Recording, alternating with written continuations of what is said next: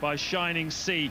The Notre Dame Island, to be precise, floating in the St. Lawrence Seaway, with the pulsating city of Montreal just 15 minutes away across the bridges. It's a world away from Monaco, but there are some similarities as the qualifying hour begins. The tyres you need here, for example, almost as soft as the ones we saw 2 weeks ago in Monaco. In fact, Michelin have brought one of the 2 tyres that they took to Monaco with them here this weekend. There's the local hero, though, Jacques Villeneuve. 4 years with BAR, with no success at all, and yet everybody here, I'm so impressed with the way they still get behind Jacques Villeneuve when he drives down the pit lane. The grandstands are full of cheers. Over 300,000 people attended this race last year, and they're expecting perhaps even more than that this year. So even though Villeneuve no longer winning, his appeal certainly doesn't seem to have wavered. No, but I was quite surprised, James, just how downbeat he was in the press conference yesterday, saying, yeah, they've made some changes to the car, may move me from 14th to 12th, and actually, no, if the new engine is like it was when I tested it at Silverstone last week, not going to make a big difference. Kind of hit reverse a bit as he realised that Honda wouldn't be too impressed with that comment. But Jacques Villeneuve then really needing a strong result here this weekend. And you have to say, on free practice performance, he was 9th in the morning run, and he could well be in for a top 10 starting position, couldn't he, Villeneuve? But at the moment, James, it's really looking like a shootout between Williams and Ferrari, would you say? Indeed, and the weather conditions clearly are going to play an important part in that, as they always do with Grand Prix racing. It's more or less the coldest it's been throughout the weekend. Yesterday was very warm, the track temperature was well over 30 degrees. Right now it's just 24 degrees, a little bit warmer than it was this morning, but nevertheless that's going to play very much into the hands of Bridgestone. And that is a good shot. In the bottom left-hand corner of your screen, you can see the new hairpin. The track is shorter, just 2 3/4 miles, and they've added a lap to the Grand Prix this year to bring the distance back up. And they're lapping in the 1:13s this morning. That's 2.4 seconds faster than last year's pole position. There's another shot of that new tarmac there, which gives tremendous grip for them to slingshot out of that and get some good traction. And we're going to see some sensational lap times. You have to say, you're moving into the 70-second bracket for a lap of a Grand Prix circuit. Circuits are becoming too small for the speed of the Grand Prix cars today. So often now, look at Austria. What was it there, 1:07 or something? And normally we're used to seeing something 1:20 odd would be a normal Grand Prix lap, sort of 14:50 in Spa, of course, and places like that in Hockenheim. But really, circuits almost too small now for the tremendous speed and grip of modern-day Formula One. Yes, Michael Schumacher's fastest time this morning, 1:13.395, as Martin was just saying, 2.5 seconds faster than last year's pole. And that's the kind of benchmark that he and the Williams team are chasing. In discussion there, as you can see, with his engineer from Bridgestone, and this weather really has played into their hands. The Michelins had the upper hand yesterday in the warmer conditions. You can hear the engines just being fired up there as Olivier Panis is strapped into his car. Interestingly, seeing Michael Schumacher having been weighed at the end of the free practice session this morning, obviously for team data, was with the car as they pushed it down the pit lane, and the crowd were cheering him, which would have meant quite a lot to him, I think, because I know that on the Wednesday of Prix Monaco, Michael said, I'm sure the fans, it was just a blip. I'm sure the fans would have already forgotten what happened in Austria. And then he was booed the very next day, wasn't he? But today, the fans cheered him.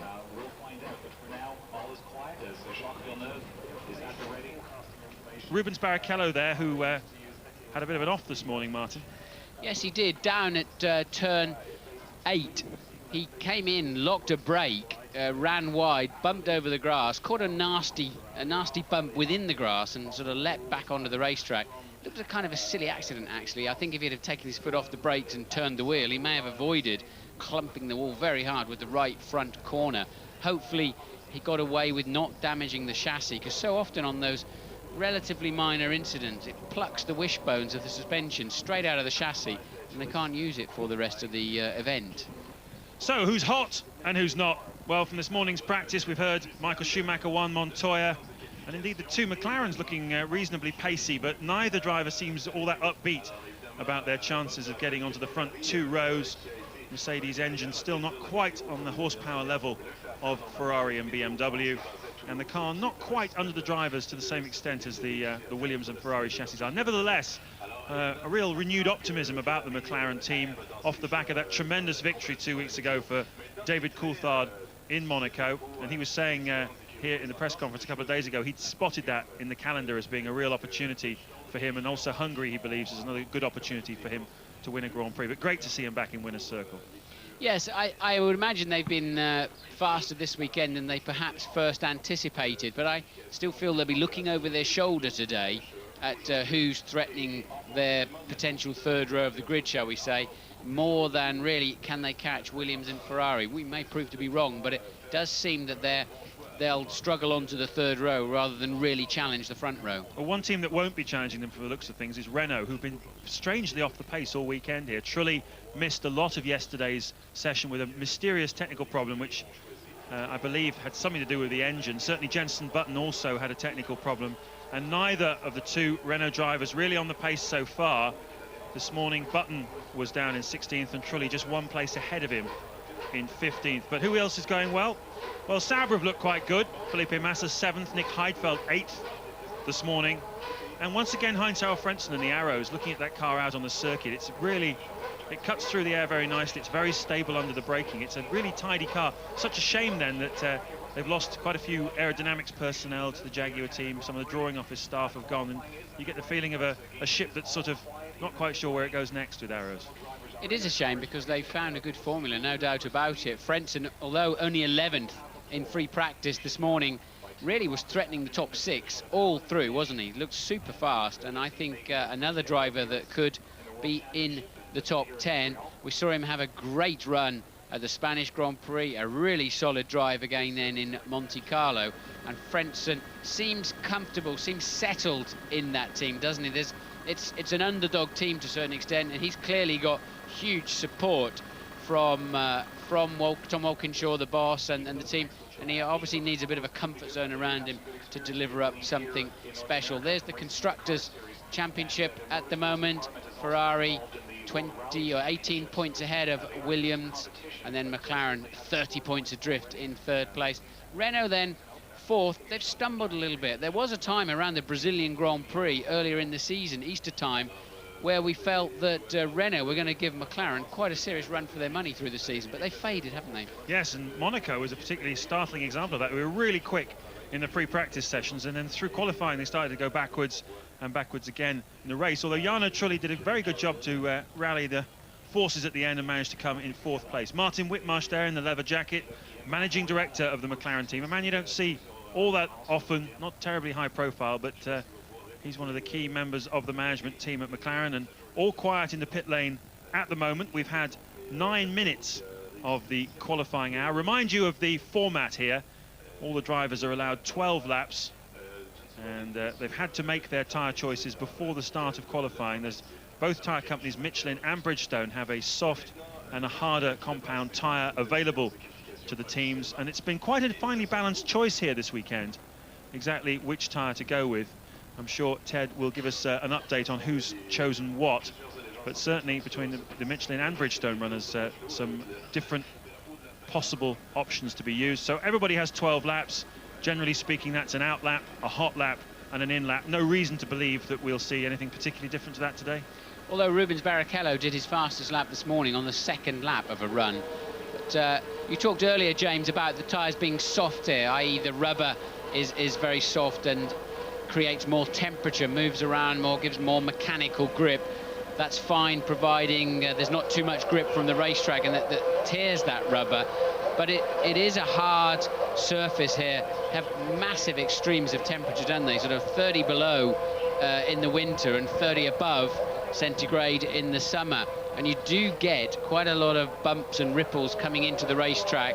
And I think they have to put down a particularly sturdy but low grip surface to cope with those extremes, as we see the Williams of Ralf Schumacher, wasn't it? I thought coming out, yes indeed, and Montoya too, also coming out onto the racetrack then. And that is the new pit lane, and they have to go around the outside of turn 2.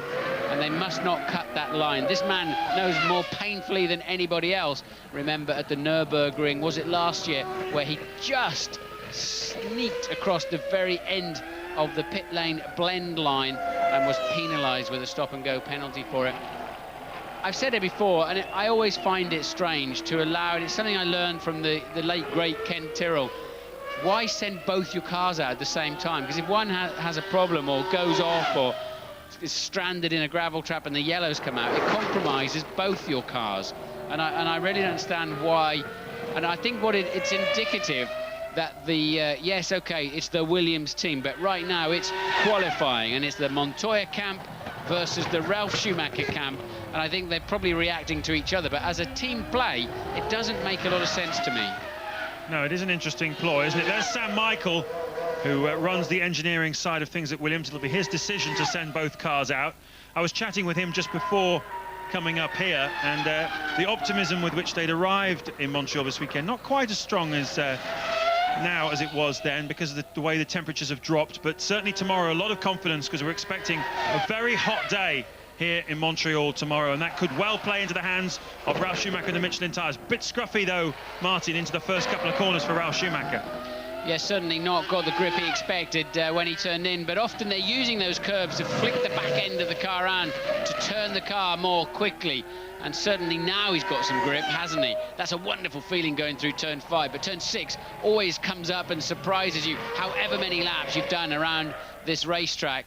And then the long, bumpy straight down to the bridge at turns 8 and 9, and just adjust your vision slightly through there, just putting a little a touch of the left rear off the track onto the grass, but would not have cost him any time.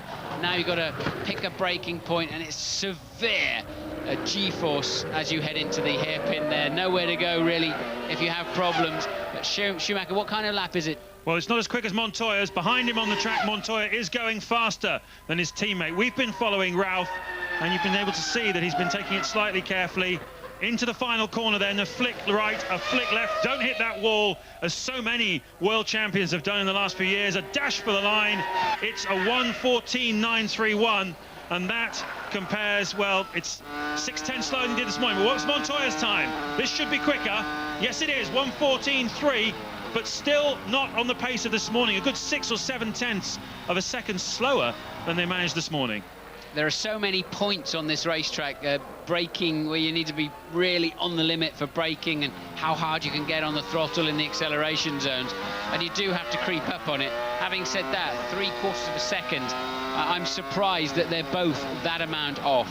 Well, you were questioning the worth of sending both of your team cars out at the same time at the beginning of a session. I mean, what have they achieved by doing that? We're just under 15 minutes into the session. The only other cars out on the track, the two Saubers, interestingly, they're going out in pairs as well. So maybe I got a few indications that some teams are thinking it might rain at some point this afternoon, possibly to do with that. Yes, and unless you're going to put them line astern and compromise one car by giving it a slipstream tow on the higher speed circuits, that's really clearly not what's going on here.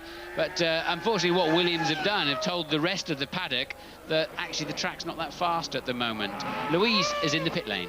I am, Martin. You mentioned optimism in the Williams camp. I know one of the guys on the team was so optimistic that he's put £500 on Montoya for pole. Not sure he's going to get value for his money this afternoon, but there you go. The team are running a new rear ring this weekend. They were trying it out in a different couple of different configurations this morning, but from what I can see, they both appear to have settled on the same configuration this afternoon. Its main advantage is that it gives them a reduced drag levels, and that's really quite important here, particularly on the long back straight.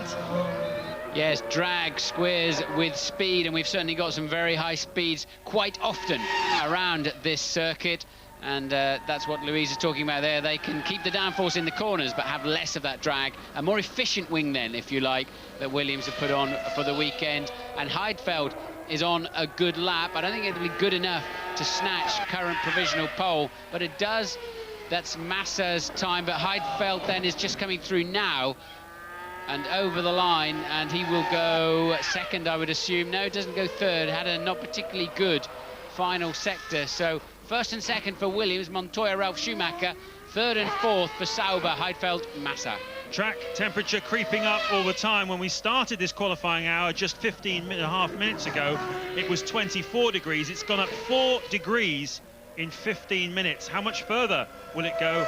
Will it play into the hands of Michelin, or is this a time when the Bridgestone runners need to be out and capitalising? But whatever, it's clear that right now this track is at least half a second slower than it was in this morning's practice session. Interesting development. I suppose you get that kind of thing on a track that isn't an everyday racetrack. This is only used once or twice a year, this place. Absolutely. So the track will get faster and faster as the weekend goes on. Often your car feels wonderful towards the end of a Grand Prix, but nonetheless there's been enough running and no intermittent rain in between sessions to have lost any of the rubber they put down. But what we don't have here, James, is many support races in any shape or form. And of course, at so many tracks like Monte Carlo, for example, where you've got all forms of sort of touring cars and the Formula 3000 Championship, everybody's contributing to cleaning the track up. But here in Montreal, it's pretty much only Formula 1 action. Yeah, a couple of Can-Ams, historic Can-Am cars, which were quite exciting to look at yesterday. But you're right, it's certainly a very different character of weekend. Quite a few cars out on track at the moment. Montoya's still fastest ahead of his teammate Ralf Schumacher. Nick Heidfeld is third. Massa in the second. Sauber is fourth. Alex Young, the only other driver to have set a time. But out on track and going pretty quickly at the moment, Jenson Button, Enrique Bernoldi, Mark Webber, Pedro de la Rosa in the Jaguar, and Kimi Raikkonen, the first of the McLaren runners, is on a hot lap as well. So Jensen managed a 1:15.4 this morning to be just P16. Can he beat that already and put a smile on his face and see some way of moving forward? It's not been a great weekend so far, and does indeed. Goes fourth on a 15.292, but that's still best part of a second from Montoya's provisional pole, and we know that Montoya's lap was not that special. Interesting development last week, Martin. The test driver for the Renault team, Fernando Alonso, given the run out, as we look now at Enrique Bernoldi in the Arrows car coming into the final corner. Fernando Alonso given a run in the Jaguar test run. That was a very interesting development. A lot of people speculating here in the paddock at Montreal that means he's probably going to move to the Jaguar team for a race seat next season. How do you read that situation? Well, Flavio Briatore, the boss man of the Renault team, has many drivers under contract, of course. Mark Webber, who's in the Minardi, Alonso, who's the test driver, Trulli, of course, is one of his drivers. So Flavio's got more drivers than he knows, than he's got seats, basically. I have a feeling he loaned Alonso out to Niki Lauda just to give a few people a hurry up, and I think as a benchmark. And I think it was also good for Flavio to test out his own test driver against other benchmarks to see, well, hang on, should I be thinking of using this young driver more? Two fastest first two sector times for Kimi Raikkonen. That means he's a 10th and a bit up on Juan Montoya, who's currently provisional pole sitter, as we get 41 minutes still to go in the qualifying hour. Is this Raikkonen taking provisional pole position? We haven't yet seen either of the two Ferraris. Michael Schumacher, Rubens Barrichello hasn't been out. Neither has Jacques Villeneuve, Eddie Irvine or Heinz-Harald Frentzen. But this dash for the line from Raikkonen, what does he manage? No. The final sector let him down, and Raikkonen is second. He's put Ralf Schumacher onto the second row of the grid. So it's Montoya, Raikkonen, Ralf Schumacher third, Heidfeld fourth, Button fifth, sixth Bernoldi, seventh De La Rosa, eighth Massa, ninth Webber, and 10th Alex Young. Yes, but that does at least match Raikkonen's best time of this morning, and Coulthard is on a march. He's the fastest man of anybody so far through Sector 1. He's still managed to keep over a 10th advantage in Sector 2. Will Button clear out of his way? Button, I think, will go straight into the pit lane, which tends to wrong foot you when you're on the track. No, he doesn't. He goes through the chicane, so I think Coulthard will be compromised in the last part of the lap and may cost him a chance for provisional pole. Goes third, so lost an awful lot of time, sadly, in the final part of the lap. Yep, there's Coulthard's girlfriend. I think it's Jarno Trulli actually out on track. He's just gone through and done. His time has come up on the computer, Jarno Trulli. Jenson Button, it's showing as being in the pit lane. So that's an interesting development there for David Coulthard. Once again, the two McLarens, second and third behind Montoya. Olivier Panis, look at him, just juggling with the steering wheel before making the commitment. They go from nearly 200 miles an hour down to about 60 or 70 for that chicane as they go across the line. Panis, 10th. Well, will he stay there? It's questionable. We've still got some big hitters to come out. Jarno Trulli is going reasonably well. Fastest middle sector for him on his lap. So that was an out lap for Trulli we were looking at before. And we've got a lot of cars out on track at the moment. Yes, I don't think I've ever seen quite as much traffic. Normally, this circuit is easy to get out of the way, but we've seen already a few contretemps around the circuit. People trying to build up to their hot laps as others are already flat out. And then, of course, many others coasting in, having given it their best. Fisichella goes fourth then. That's kind of out of nowhere almost, isn't it? Trulli went up to fifth, having done a 1:14.6. He matches Fisichella's 1:14.6 in fourth, but where's Fisichella come from with that? He's not shown that kind of performance, has he? No, that's 0.3 of a second faster than he managed this morning. So we've seen a couple of drivers now going quicker than they did in the morning session. There's plenty of people who've got quite a lot of work to do if they're going to match that, not least Montoya and Ralf Schumacher, the two BMW Williams drivers. There's a Ferrari out on track. Michael Schumacher and Rubens Barrichello are out there. Villeneuve then really needs to pull something out of the bag for his career, not just his year, doesn't he? He's really got to put something special in. So often, even despite it being a grim time at BAR, Panis has blown his doors off, you have to say. And Jacques, a world-class driver, no doubt about it. He's just 2/10 down at the hairpin there. Not far to go home either from that point of the racetrack, James. So Villeneuve then on a good lap. Indeed he is. He's been out-qualified 4-3 by his teammates so far in the 7 Grand Prix of 2002. And on his home turf, he really wants to redress the balance and get it to 4-all. Late braking, just around the 100-metre board, hurls it at the wall, gets it off the rumble strip. And what's Jacques Villeneuve do? As he dashes for the line, he goes 9th. Again, the last sector is catching quite a few people out, isn't it?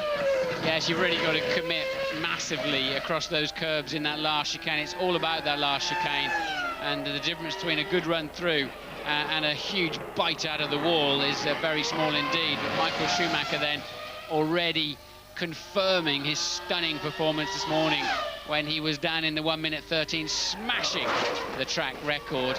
Could be possibly say 1:12 something today, but I think Schumacher then, unless he makes a mistake in this last sector, will surely comfortably look at that. Nearly a second up down at the hairpin, and all he's got is an easy straight where the car really changes its own gears, looks after itself, and he's just got to pick a braking point about 105 meters before the apex of the final chicane, just edging it nicely over to the left-hand side. And no drama at all in the cockpit there, James. In fact, he looks like he's really got quite a bit in hand if he needs it. And over the line he goes, 13.331. It's the fastest ever lap of this circuit. And it's going to be really interesting later in the year. The Indy cars are coming here, aren't they? The kart cars of the American series, to see how they compare speed-wise. I think they're going to be seconds a lap off the pace. Here's Rubens Barrichello, man who crashed this morning. As Martin was saying before, a curious little accident, damaged the front corner of his car. He took no further running in the morning, but what can he do this afternoon? Can he get close to his teammate? He's been within a couple of tenths of him in the last few Grand Prix. Across the line he goes, 3/10 off Michael Schumacher's best time. Ted, what can you tell us? Just an update on the tyre situation for you, James. A lot of different people are trying different things, we think. Amongst the Michelins, the best information we have at the moment is that both Williams and both Minardis are on the harder compound tyre because they're expecting much hotter conditions tomorrow. That actually goes to Michael Schumacher as well, we think. We think he's on the harder, more durable Bridgestones. The temperature is going up down here, though, James. The sun is just peeking through the clouds. I think that may well play towards those Michelins on the Williams.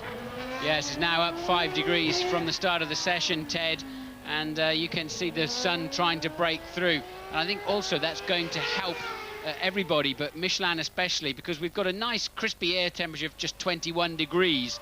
But at the moment then the track moving up towards the 30-degree mark. Michael Schumacher on provisional pole from teammate Barrichello. Montoya third, Raikkonen fourth, Coulthard fifth, Fisichella sixth.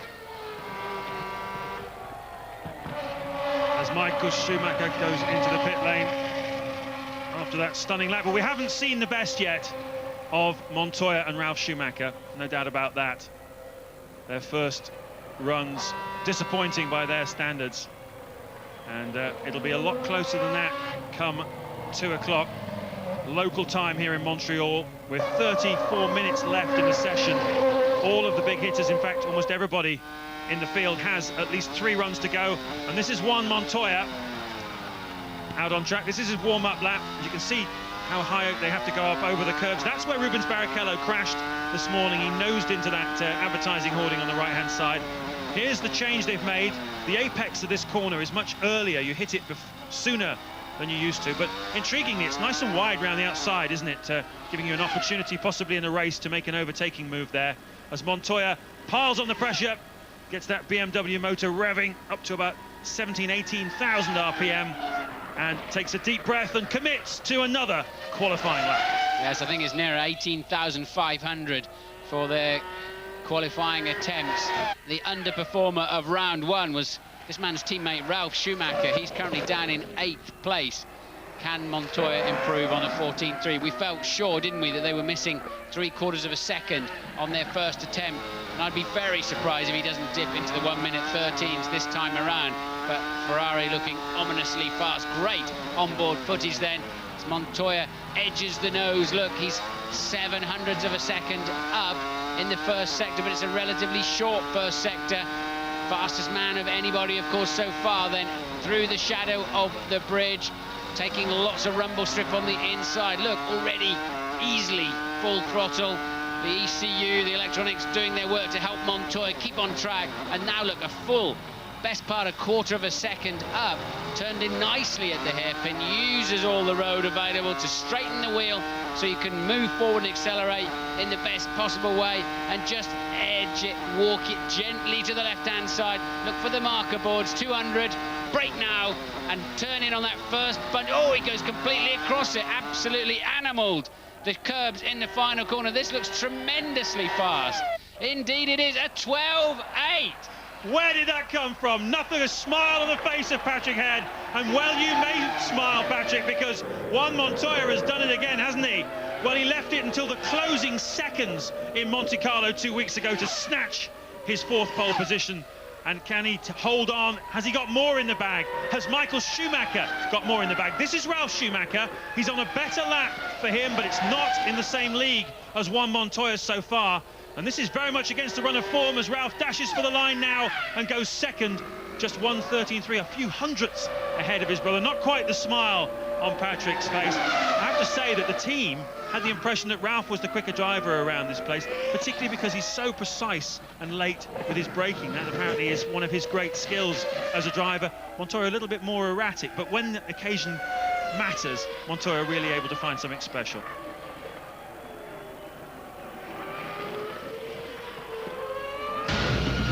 Inside the final half hour of this qualifying hour, you're looking at Kimi Räikkönen, currently lying in 6th place. And this is another good lap from the young Finn.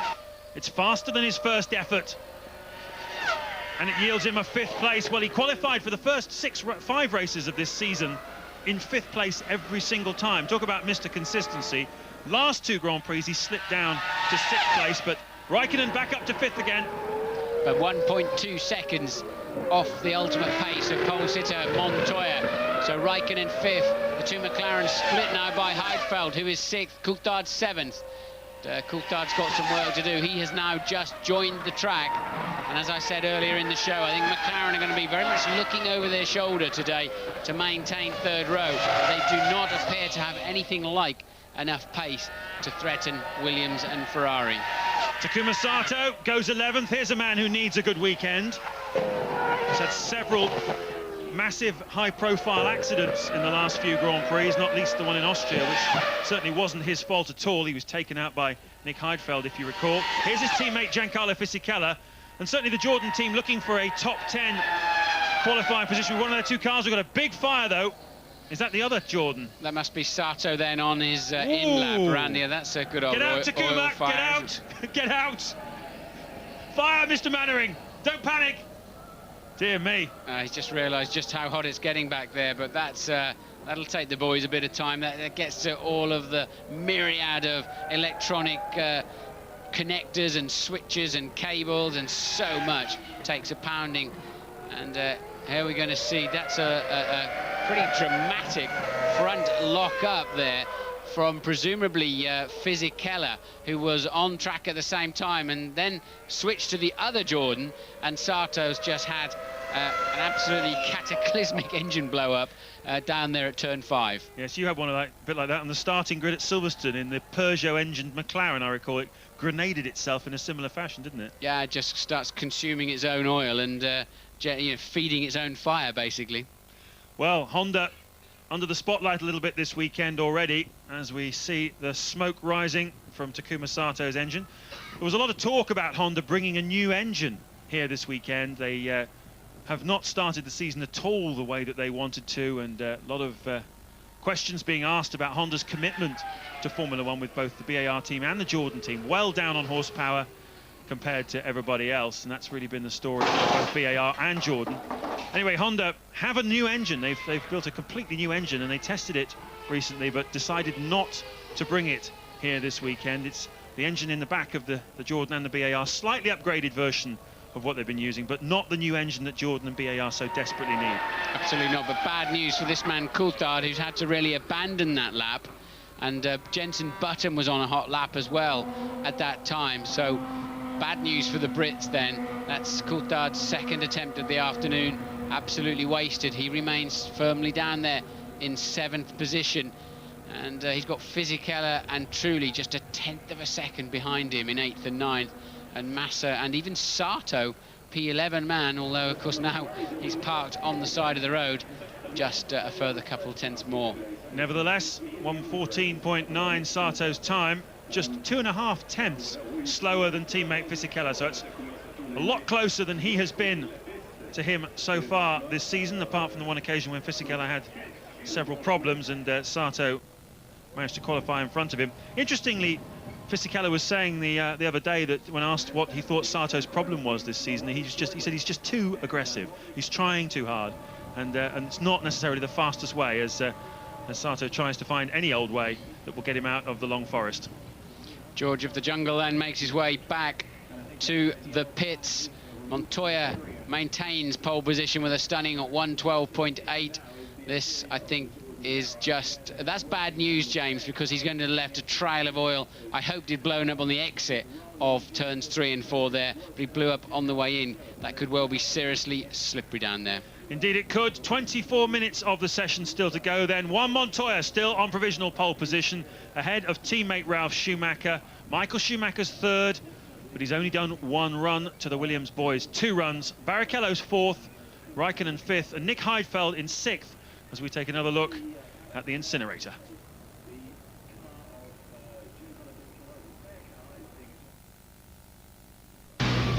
Over 21 minutes of the qualifying hour here for the Canadian Grand Prix still to go. Juan Montoya still provisionally on pole position ahead of his teammate Ralf Schumacher. Michael Schumacher 3rd. They haven't been out recently. Michael Schumacher still has 3 runs to make. He's only got 20 minutes in which to make them. Rubens Barrichello 4th, Raikkonen 5th, Heidfeld 6th, Coulthard 7th, Fisichella 8th, Trulli 9th in the Renault, and 10th Felipe Massa in the Sauber. This is the local hero, Jacques Villeneuve, currently down in 16th place. Now, BAR have got an update kit this weekend. Doesn't seem to be doing him any favours. At the moment, that's the corner where the oil went down if it was down, so no particularly leery moments for Villeneuve there. Although, look, he's best part of approaching half a second adrift within 20 seconds, so quite clearly not a lot of grip into 3. Now, BAR have done a lot of aerodynamics work since Jeff Willis joined the team as technical director, replacing Malcolm Osler, who designed the last 3 years worth of BARs, and quite a bit of optimism within the team that this aerodynamic package they've found should give them a bit of extra speed. 0.3 of a second was the estimate the engineers were giving it, and look at the reception he still gets despite 4 very barren years in Formula One. Incidentally, Martin, we saw a quick shot of his mother, Joanne, there, the wife of the late, great Gilles Villeneuve, Jacques' father, who died 20 years ago. Great to see her at a racetrack. She doesn't come very often. Villeneuve then has done his personal best 1st and 2nd sector. I think from a pretty poor first run, it has to be said. He's currently 16, moves up to 11th, albeit 2 seconds from the pace. So Villeneuve then, that's a little bit better. That's the kind of positions he's been threatening through the weekend. And on board then with Button in the Renault. He is down in 16th place. Sato makes it back to the pits. Ted. He's just running down the pit lane, Martin. He has to go all the way to the end, just by the Minardi garage, where the weighbridge is, to get weighed, unfortunately. He's so unlucky. It was an engine failure for him, but it's not the new Honda engine. That's due at the Nürburgring, we think, rather the old one, but they'd raised the rev limit on that Honda engine again. Sato will take the spare car, but of course, as luck would have it, that was set up for Fisichella. The mechanics are busy changing it over to Sato settings right now. And we saw, as Ted was talking, we saw Truly having a massive tank slapper as his right rear suspension has failed. Whether he gave it a knock against the wall before we joined him on board, desperately trying to keep it on the track. And Schumacher is on a massively fast lap compared to his first sector, but it's still not fast enough. Look to, we got Barrichello out there as well. So Michael Schumacher and Rubens Barrichello. Look, the two Ferraris, line astern, then both on very fast laps. Will they be fast enough? They look like they could be a couple of tenths shy. Let's have a look. We're going to see a double action then from the Ferrari team. Can they come back at the all-conquering front row sitting Williams? And Schumacher then comes over the line and goes too. Yes, he's got up onto the front row, still 3/10 adrift, and Barrichello went third as well. So suddenly both Williams are split by the Ferraris. Yes, Michael Schumacher had the fastest first sector, but his middle sector and final sector were both slower than Juan Montoya's. That's very interesting, a very interesting development. And the man who really has the pressure on him now is Ralf Schumacher, as Olivier Panis in the BAR goes 10th in front of his teammate Jacques Villeneuve. So a great effort by Olivier Panis, 1.8 seconds behind. Now this is a replay of that moment Martin was talking about, a huge tank slapper for Trulli. Yes, so the right rear is unloaded at this point, and now he loads it and leans on it, and I think it failed. Oh, and then he hit the wall, but that wasn't his fault. The rear suspension had already failed. I suspect on those sort of chocolate block concrete curbs that they have on the way in there to turn 8. And I would imagine it just failed. It looked like the lower wishbone of that Renault, and his right rear tyre turning absolutely the wrong direction. Louise is in the pit lane. Yeah, Ralf Schumacher lost his front row position. He's lost his race car as well. It developed a problem on his last run. The data indicated that all was not well, so he's had to switch to the T car. That was set up for Montoya, but they've managed to change his settings over, no problem. So I think he's going to be out on the track again soon. See if he can wrest that front row position back from the Ferraris. Yes, it'll be hard for him, I think, in a car that's not yet turned a wheel this weekend, as we see the Toyota driver hacksawing away at the steering wheel, McNish desperately trying to keep his car on line. And sometimes you work harder than the guy on pole if your car's not set up nicely, and still you're back down there in 19th place. But McNish then on a lap that's going to be easily his personal best, I would think, but it's certainly not going to threaten the top 10, James. Averaging 17th place on the grid so far this season, Alan McNish, yet to out-qualify his teammate Mika Salo. Currently, Salo is 15th, McNish is down in 19th place. We look at Felipe Massa, though, 21-year-old Brazilian, flirting with the outskirts of the top 10, as he has for much of this season. Terrific effort by the young man. He's 11th. His teammate Heidfeld going superbly well in the other Sauber, in 6th place at the moment, splitting the two McLarens.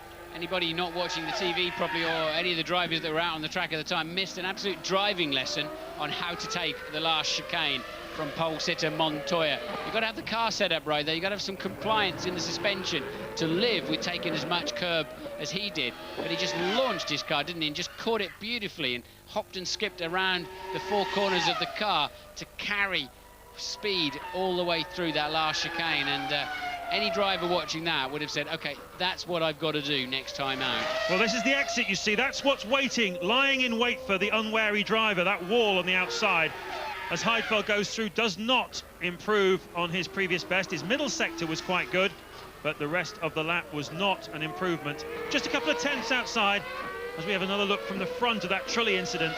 And it does seem as though that's where he whacked the wall and the whole thing went pear-shaped. Yes, let's have a look. Has he already... Look, he's already lost that Well, that's a little bit later down the track, isn't it? It's so difficult to know from the onboard shot. Did he lose the back end of the car and hit the wall, or did the back end fail? I think the rear suspension failed first and put him into the wall. No doubt about that. Coulthard then, currently down in 7th, some half-second slower than Raikkonen, his teammate, who is just 2 places ahead of him on the grid. So Coulthard with an awful lot of work to do, and it doesn't seem as if the Jordan Honda oil really spoiled that corner too much, does it, James? Thank goodness. No, it doesn't. He's half a second outside the pole sitters' time in just the first sector alone. And Coulthard, the Monaco winner 2 weeks ago, but he wants to get on terms with his teammate Kimi Raikkonen, because Raikkonen is 4-3 up against him in qualifying so far this season. They're averaging around about 5th place on the grid. At the moment, Coulthard down in 7th. The back end of that McLaren is very badly set up for some reason. Watch it, it's hopping around. If you watch it all through the lap, Coulthard is always trying to overcome the back end hopping and skipping around. I noticed that in free practice this morning as well, where he just doesn't seem to have the dampers and springs, shock absorbers and springs really properly set up there to give him some consistency and confidence. Villeneuve then currently 12th. Yeah, 2 places behind his teammate Olivier Panis. This has been a slightly better first sector for Villeneuve. Middle sector's not been too great. What can he do in the final sector? This is his 3rd run of the afternoon, Jacques Villeneuve. He goes up to 8th.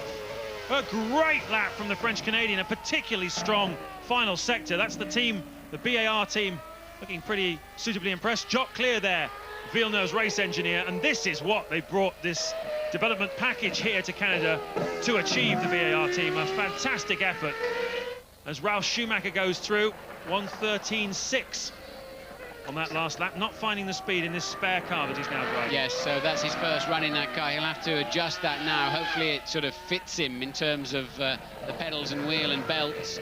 So a bit of fine-tuning to be done to suit his driving style. Kimi Raikkonen has now also popped into the 1:13 zone, but remains in 5th place.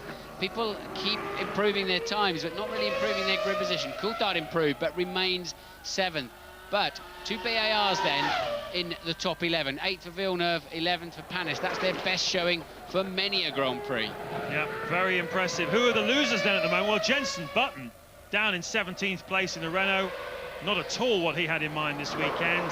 Heinz-Harald Frentzen has not lived up yet to the promise he showed in practice. He's down in 19th place. And Eddie Irvine is 21st in the Jaguar, while his teammate De La Rosa is 14th. So Irvine looking yet again as though he's going to be out-qualified by his teammate. It's 5-2 at the moment. It's going to be 6-2 if he's not careful. Ted, what can you tell us? It's not really a fair comparison, that, James, because Eddie Irvine's had all manner of problems with the sensors on his gearbox. They went completely haywire after his first run. And he had to come back, and he was going to go to the spare, but that car wasn't equipped with the new Cosworth engine. So they've had to slug it out, fix the sensor problems. He's now back in his race car. He's about to go out. Let's see what he can do.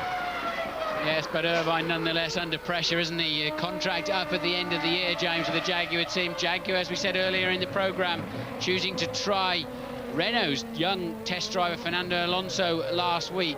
So Eddie Irvine really does need to deliver something special and soon. Said on Friday in a press briefing, if I thought that 2003, next year, is going to be another year like this, then I would quit. Doesn't need it if it's going to be another year like this. However, he is hopeful that the new development package coming on stream from Jaguar at the British Grand Prix 2 races time will make a difference. Panis is going to put Villeneuve and Coulthard under pressure with this lap, I think, and goes now, did not do it in the last sector, so remains 11th, but was on target really to get up onto the 3rd row of the grid with that lap until he got it wrong somewhere. Celebrating the birth of his 3rd child this weekend. Olivier Panis, his wife, just gave birth to a baby girl during the week, so a very happy man. Although he was saying the other day, I've got one more mouth to feed, I'm going to have to push a bit harder. Maybe that's the story here this weekend. Panis currently 11th as Michael Schumacher brushes the wall. You could have got a cigarette paper between him and the wall as he starts his 3rd flying run of the afternoon. Now we're going to see another one of those spectacular Schumacher efforts, I think, James. He's somehow got to find 0.3 of a second, and it's all in the final sector of the lap. There's the camera in the wall at turn 4. He didn't go that close to it, Benetton then with a locked left front, certainly just moving into Michael Schumacher's vision. And a quarter of a second down then at the first sector. That's not even Michael's best, let alone matching Montoya's. So not a great run so far for Michael Schumacher. No, very relaxed here this weekend. Had a horse riding holiday in Utah and Texas last week. Arrived in the paddock on Thursday, would you believe, wearing a Stetson. Well, it's not got quite the result he wanted this afternoon so far. He's a 10th down on one Pablo Montoya, but this is the final sector that Marta was talking about, where the time is to be made up. Yeah, that German sense of humour is too much sometimes, isn't it? But this is a great lap, no doubt about it, in terms of the middle sector. Has Michael... Ooh, look how close he was to the wall again. Michael had a good end to this lap. Over the line he goes, stays second, but goes faster. The gap then down to less than 0.2 of a second. And that time it was a scruffy first sector, wasn't it? It was. Scruffy first sector. There's technical director Ross Brawn from the Ferrari team just communicating the news to Michael Schumacher of where he is. And he'll be coming in and looking at the data printouts and looking at where he's losing time to pole sitter Montoya. Jenson Button makes an improvement up to 13th place. That's good news for the Brit.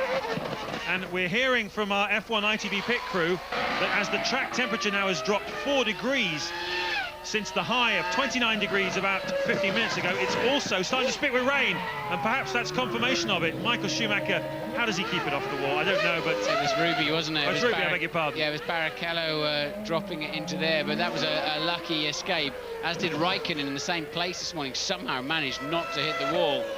Good cars always spin down the middle of the road, they say, and enough grip to slow the car down before it made contact with a concrete barrier. But as you say, you know the strange thing about that, James, that's an outlap. So Rubens has come out of the pits and dropped it basically before he's really started his hot lap. So he lives for another day, doesn't he, on that one, and may just get away with that. Yes, a curious incident for Rubens Barrichello. Just over 7 minutes left of the session. We've got one run still to come from Montoya, Michael Schumacher, Rubens Barrichello, Ralf Schumacher, Kimi Raikkonen, Nick Heidfeld and David Coulthard. Jacques Villeneuve is out for his final run of the afternoon, currently in 8th place. And the battle between BAR and Jordan, it's Villeneuve ahead of Fisichella. And then Trulli pops up in the Renault into 10th place. Panis is 11th, but Villeneuve's off. So where is that then? That's in the pit lane. Has he dropped it on that bump? There's some really nasty bumps that they've sort of kind of engineered into this new pit lane, and I wonder if he's bolted out of the pit lane and spun. We'll have to have a look at a replay of that, hopefully. There's confirmation of Montoya's provisional pole, and here comes Jacques out of the pit lane, look, and there's a really nasty bump where the surface changes, and he's lost it, but he lost it before the surface changed. That was a strange accident, a very strange accident, almost more like a seized gearbox, something like that, James. Yeah, it does look a bit odd, and the way he's waving to the crowd, he obviously doesn't feel it's anything for him to be ashamed of. Jacques Villeneuve, 1997 world champion, 11 times a Grand Prix winner, but he hasn't been on the top step for over 4 years now. But he's 8th on the grid at the moment. We've got just over 6 minutes left. Fisichella in the Jordan will be looking to unseat him. So will Olivier Panis, Jarno Trulli, Felipe Massa as well, all nipping at the French-Canadians' heels.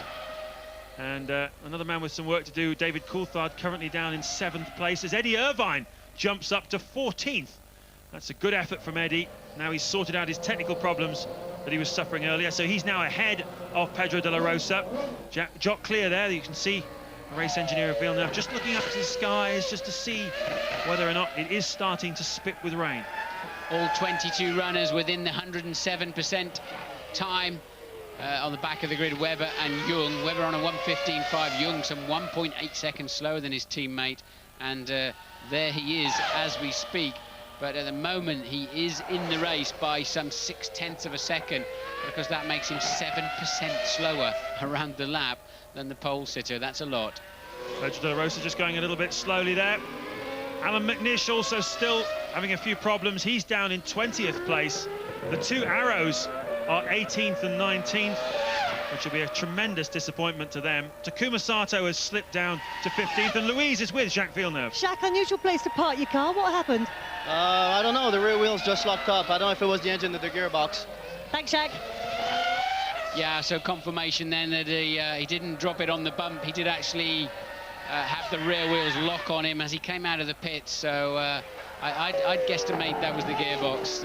And Jacques obviously not quite clear, because the engine just stops instantly, and you've no really way of telling quite what it was. Giancarlo Fisichella goes up into 6th place. He's ahead of the McLaren of David Coulthard. He's ahead of the Sauber of Nick Heidfeld. A superb lap from Giancarlo Fisichella. And Martin, in the last 20 minutes or so, the Bridgestone tired cars have gone forwards, forwards, forwards.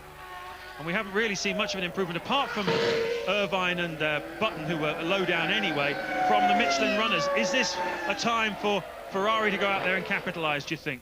Could well be, James. You're right. It's certainly the Bridgestone runners that seem happiest out there, because the sun has gone in, track temperatures back down again to 24 degrees. Remember, at the beginning of this qualifying hour, Ferrari seemed to have masses more speed than Williams. Suddenly, Williams just found a whole bunch of lap time, put Montoya on pole and Ralf Schumacher on the front row at that time.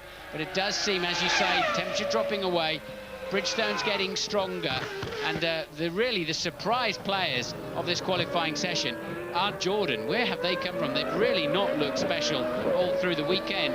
Massa locks a wheel into turn 8, bumps across the grass, and a little skip and a jump, and rejoins. No major dramas, except that lap is lost.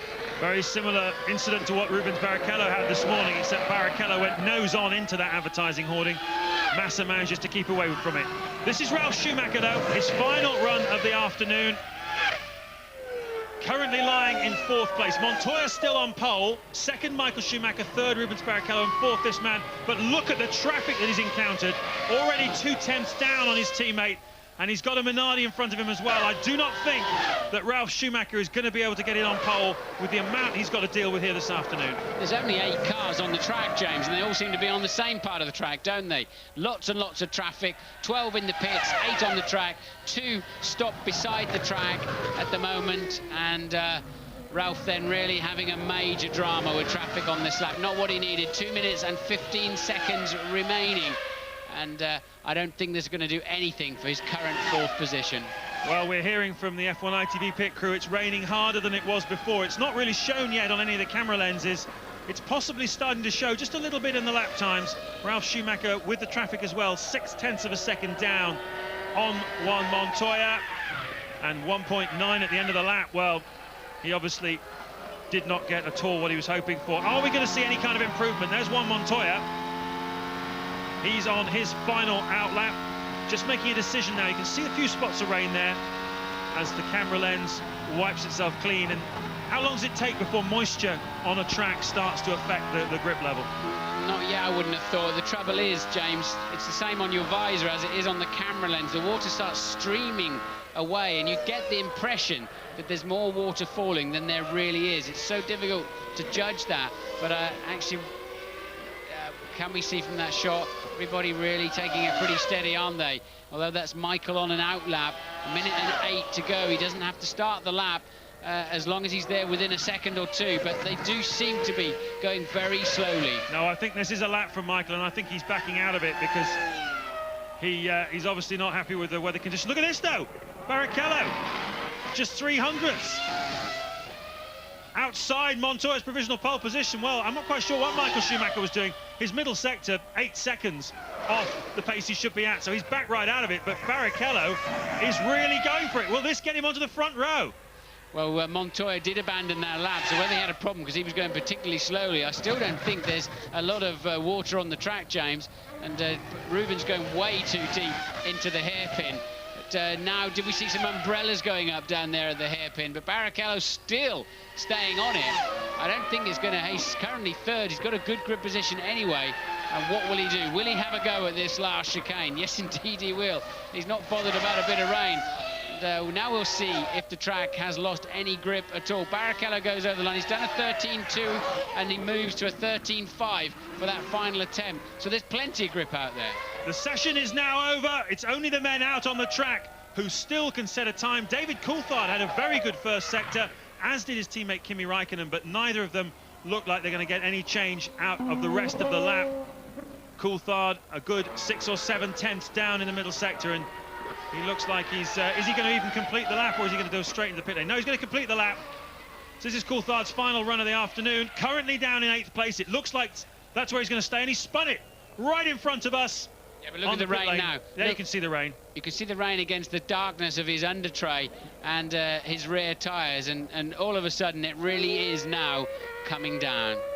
So, Juan Montoya from Colombia has got his 6th pole position in Formula One, and what a lap. That's almost as memorable as the one he got in Monaco, which was absolutely stellar, as we take another look at Coulthard's incident. Yeah, when he gets on the gas on the way out, in fact, he lost it as he unloaded the tyres across the curb. Now, if you look at the darker spaces around the car, you can see just how hard it's suddenly starting to rain. So, qualifying session just about escaped the rain. Didn't hear anybody talking about potential rain today, that's for sure. So that's another surprise of the afternoon. But for me, the biggest surprise is Fisichella in 6th place. But the pole lap was all about Montoya, nothing else, not Williams, not BMW. I think for me it was a total Montoya adventure that really was spectacular. Well, coming here this weekend, you could have got odds of 7-1 against Juan Montoya sticking the car on pole position, so anyone that put a bet on for that will have done very nicely indeed. There he is with his fellow South American Rubens Barrichello, and Juan Montoya recently voted South American Sportsman of the Year, and you can just sense now that he's beginning to stretch his legs. Pole in Monte Carlo 2 weeks ago, pole here again in Montreal. 2 weeks ago in Monaco, we saw disappointment for Montoya and the Williams team as David Coulthard got the better start off the front row of the grid and went on to win the race. Montoya, his engine blew up when he was sure of 2nd place. Tomorrow, can he put it right? Can he get his 2nd career victory? As we look at the remaining order, Jenson Button there finishing up in 13th place. You can see that Takuma Sato was 15th. Eddie Irvine managed to get in front of him. Heinz-Harald Frentzen down in 19th place. That's poor compared to what he wanted. Nish's worst qualifying session of the season so far, and bringing up the rear. Men's for Monte Carlo. And